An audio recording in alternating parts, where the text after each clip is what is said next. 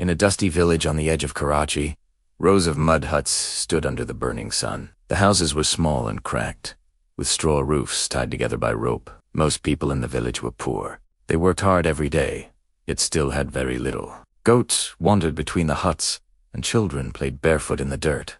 Among those children was Arif, a thin schoolboy with bright, worried eyes. Every morning, he walked a long way to school with his books tied in cloth. Arif loved learning, but there was one thing he feared more than failing a test. The bullies, they were grown men, not children. They came to the village on horses, kicking up clouds of dust. Whenever they arrived, everyone knew to hide. The bullies shouted, laughed, and demanded food and money. If people refused, they scared them by charging their horses close to the huts. One afternoon, Arif saw them coming again. His mother quickly pushed him inside their hut. "Stay quiet," she whispered. But Arif could hear the bullies outside, taking sacks of grain from neighbors who were already hungry. Arif clenched his fists. He felt small and helpless, but then he remembered his friend. Tim was a blonde schoolboy who had recently moved nearby with his father, who worked on machines. Tim was different from the village kids, but kind. He listened to Arif's stories and never laughed at the mud huts or torn clothes. Tim also had something unusual, a small flying drone named Zip.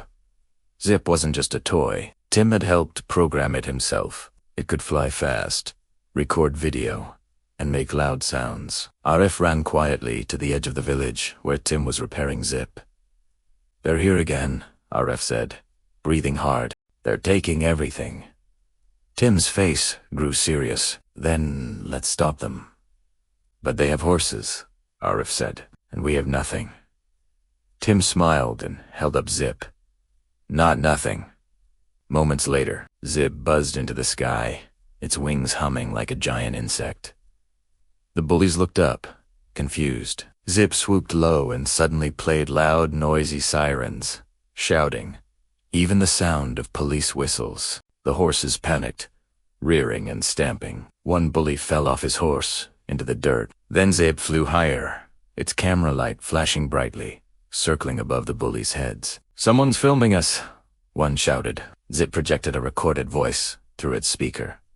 "You are being recorded. Leave now."